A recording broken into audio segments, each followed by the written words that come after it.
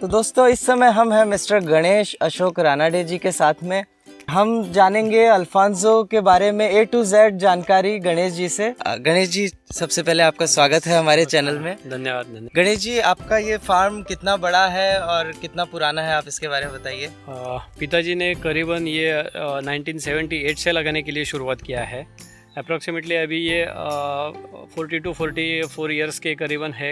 ये करीबन 40 एकड़ में फार्म बसा है अपना और अप्रॉक्सीमेटली 2000 से ज़्यादा यहाँ अल्फांसो मैंगोज़ के पेड़ है। हमारे सब्सक्राइबर्स के काफ़ी क्वेश्चंस रहते हैं, कई लोग आमों की खेती भी करते हैं। हमारे चैनल के सब्सक्राइबर को आम बहुत ही पसंद है, जिनको मैं जनरली मैंगो फ्रेंड्स बोलता हूँ। हमारे आम मित्रों के कई सवाल हैं जो हम आपसे जानना चाहेंगे, क्योंकि आप एक्सपर्ट हैं अल्फांसो आम की खेती के बारे में। सबसे पहला सवाल मेरा है कि अल्फांसो आम या हापुस आम जो है वो आमों का राजा क्यों कहलाता है?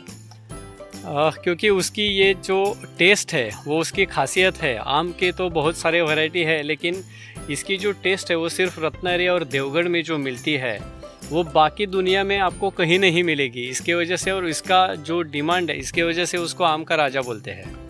और अगर मैं गलत नहीं हूँ तो अल्फांसो आम को रत्नागिरी और देवगढ़ में GI टैग भी मिला हुआ है। जी। खेती से रिलेटेड मैं आपसे पूछना चाहता हूँ कि हापुस आम को, अल्फांसो आम को उगाने के लिए बेस्ट वातावरण एनवायरनमेंट क्या है और बेस्ट मिट्टी कौन सी है? इसमें ये अल्फांसो मैंगो के लिए मिट्टी जैसे बोलेंगे, जो जैसे हम ये अभी देख रहे हैं लैटराइट सॉल्ट है। ये जो एक्चुअली लैटराइट सॉल्ट में ही सबसे बहुत बढ़िया आम, और ये जो समुंदर के बाजू में जितना आपका ये बगीचा रहेगा उतना अच्छा उसको टेस्ट मिलता है। तो ये जो अभी यहाँ के देख रहे हैं कि अरेबियन सी के आसपास का क्लाइमेट और ये लैटराइट, ये सबसे बढ़िया आम के लिए रहता है। ये है दोस्तों रत्नागिरी की लेटराइट सॉइल। ये काफ़ी पथरीली और लाल रंग की है क्योंकि इसमें आयरन भरपूर मात्रा में है। अगर किसी को हापुस का पौधा लगाना है तो कैसे लगाएं? लगाने के लिए स्टार्टिंग से आप बताइए, क्या गुठली से लगा सकते हैं या फिर अगर पौधा लेकर लगाना है तो कैसे लगा सकते हैं? उसको गुठली से नहीं हो सकता है, उसको पौधा ही लेकर लगाना पड़ता है। अप्रॉक्सीमेटली ये जो रॉकी एरिया है उसमें 1 एकड़ में करीबन 80 से 100 आम के पेड़ लग सकते हैं। जो मिट्टी का एरिया रहता है उसमें आम का पेड़ फटाफट बहुत बड़ा बढ़ जाता है, तो अप्रॉक्सीमेटली उसमें 40 पेड़ बैठ जाते हैं। मिट्टी का जगह रहेगा तो उसमें approximately 3 feet by 3 feet by 3 feet का उसको गड्ढा निकालना है। उसमें थोड़ा सा कंपोस्ट खाद और अच्छा थोड़ा सा घास वगैरह डाल के उसमें पेड़ डाल के उसको मिट्टी लगाना है। ये बारिश के समय में लगाएंगे तो ज़्यादा अच्छा रहेगा। आम का गुठली से मतलब आप अल्फांसो आम का गुठली लगाएंगे तो उसमें से अल्फांसो नहीं निकलता है। ओके, पौधा अगर लेना है, पौधा लेकर अगर लगाना है तो कहाँ से पौधा ले सकते हैं? यहाँ अपने एरिया में आजू बाजू में बहुत सारी नर्सरी है, जैसे कि पावस में है, दापोली में है, रत्नागिरी में है। वो नर्सरी से लेंगे तो ज़्यादा अच्छा रहता है, क्योंकि वहाँ जो आम का पेड़ बनाने वाले जो एक्सपीरियंस आदमी रहते हैं वो आपको अच्छी तरह से आम का पेड़ दे सकते हैं। आपने बताया कि बारिश के समय लगाना, मानसून के समय लगाना सबसे बेस्ट है। तो इसी तरह हर महीने का आप बताइए कि हर सीज़न में क्या देखरेख करनी होती है पौधा लगाने के बाद में? जैसे कि बारिश का सीज़न रहता है, जब आप पेड़ लगाएंगे उसको बारिश के 4 महीने तो पानी मिल जाएगा, उसको बाकी के 8 महीने आपको करीबन पहले 10 साल तक हमको पानी देना चाहिए। जैसे कि पेड़ बड़ा हो जाएगा, 10 साल से आगे उम्र का हो जाएगा और उसकी तबीयत अच्छी रहेगी, तो उसको आगे कभी आप पानी नहीं देंगे तो भी वो पेड़ जिंदा रहता है 4 महीने पानी के ऊपर ही सिर्फ।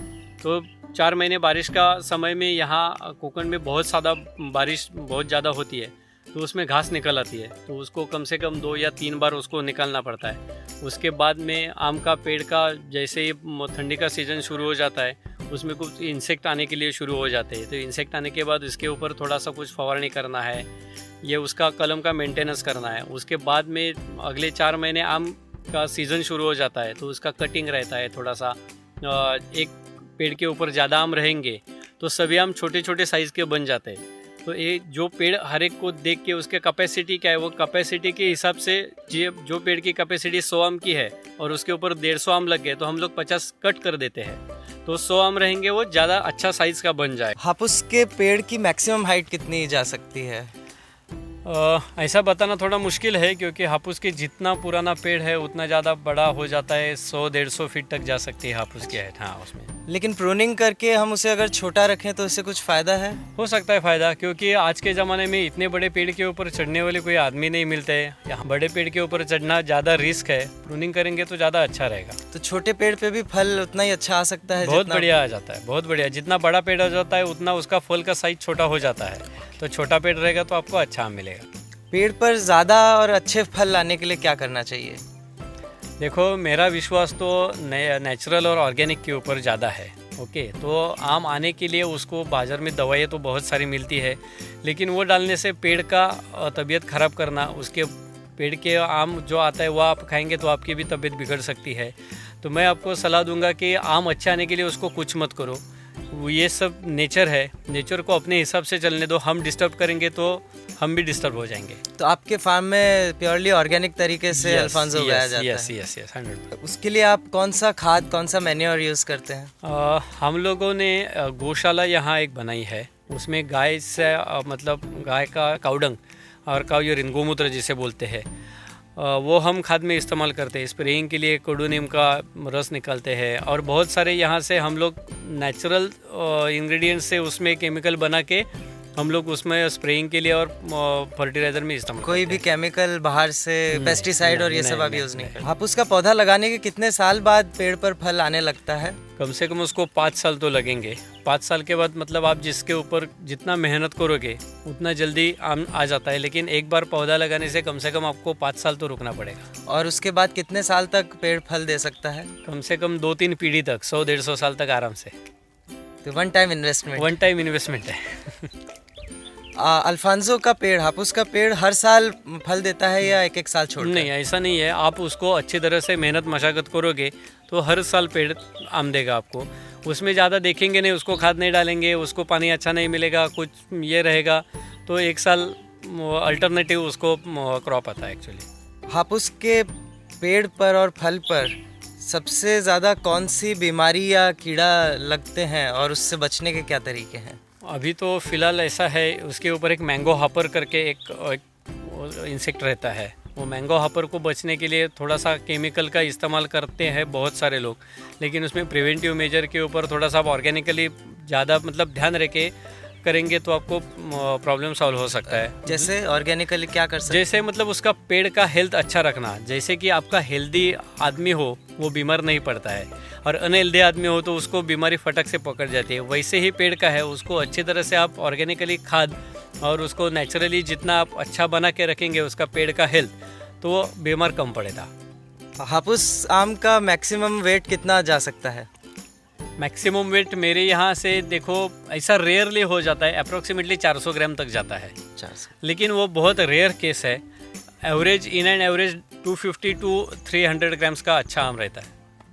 अगर हमें मार्केट में जाकर हापुस आम खरीदना है तो हम कैसे पता करें कि आम अच्छा है, कौन सा आम अच्छा है, कौन सा नहीं है? नहीं, ये ऐसा बताना बहुत मुश्किल है, बट फिर भी ऐसी एक दो टिप्स जो आम देखकर अगर लेना चाहे। हाँ, मैं आपको बताऊंगा, क्योंकि पहले तो देखो आम जहाँ भी उसको ठेका रखा है आम का, वहाँ जाने के बाद आपका आम का स्मेल आना चाहिए, पहली चीज़। दूसरा, कहीं का स्मेल नहीं आना चाहिए, कोई केमिकल या फर्टिलाइज़र का। और दूसरी बात ऐसी है, पका हुआ आम है, सपोज आप थोड़ा सा उसको दबाएंगे हल्का सा, तो वो दबा ही रहना चाहिए। सपोज वो फटक से बाहर आ गया तो समझो वो आम खराब है। ये आपको एक सिम्पटम बता देता हूँ। दूसरी बात ऐसी है कि जो आम का रंग पीला रहेगा तो आम मत खरीदो। आम का रंग केसरी होना चाहिए, ऑरेंज लाइक, उसको जो कलर बोलते हैं ना हम लोग, भगवा बोलते हैं मराठी में, तो वो असली कलर आम का रहेगा तो रियल राइप आम है वो। ये अल्फांसो के लिए मैं स्पेशली रत्नागिरी देवगढ़ अल्फांसो के लिए बोल रहा हूँ मैं। आम का स्मेल मतलब कहीं भी आम का दुकान लगा है तो आपको रास्ते से ऊपर से जाते जाते समय उसको स्मेल आना चाहिए। बहुत सारे लोगों को अभी आम नाक के ऊपर लेके जाते हैं, उसको सूंघते वो किसका भी स्मेल आएगा, वो अच्छा ये नहीं है, मतलब वो सिम्पटम नहीं है। जब भी मेरे घर में आम पकाने के लिए रखते हैं ना, तो बाहर का बैठा हुआ आदमी बोलता है अरे अंदर आम रखे। गणेश जी, रत्नागिरी और देवगढ़ के दोनों जगह के आम फेमस है, दोनों में क्या डिफरेंस है? नहीं देखो, एक्चुअली उसमें फ़र्क कुछ नहीं है, सिर्फ डिस्ट्रिक्ट अलग अलग है। देवगढ़ सिंधुदुर्ग डिस्ट्रिक्ट में आता है और ये रत्नागिरी में ही है। टेस्ट में और उसमें वैरायटी में मतलब दो अलग अलग जाति नहीं है, उसमें वैरायटी एक ही है, आम का टेस्ट एक ही है, क्वालिटी सेम है, कुछ फर्क नहीं है। Ganesh ji thank you very much हमें sir. समय देने Thank के you. लिए। आपका कांटेक्ट डिटेल्स मैं इस वीडियो के डिस्क्रिप्शन में डाल दूंगा और सारे मैंगो फ्रेंड्स को मैं सजेस्ट करूंगा आप यहाँ के आम ट्राई करिए। पूरी तरह से ऑर्गेनिकली उगाए गए आम हैं और मैं भी यहाँ से खूब सारे अल्फांसो आम लेकर जाने वाला हूँ। Thank you. Thank you.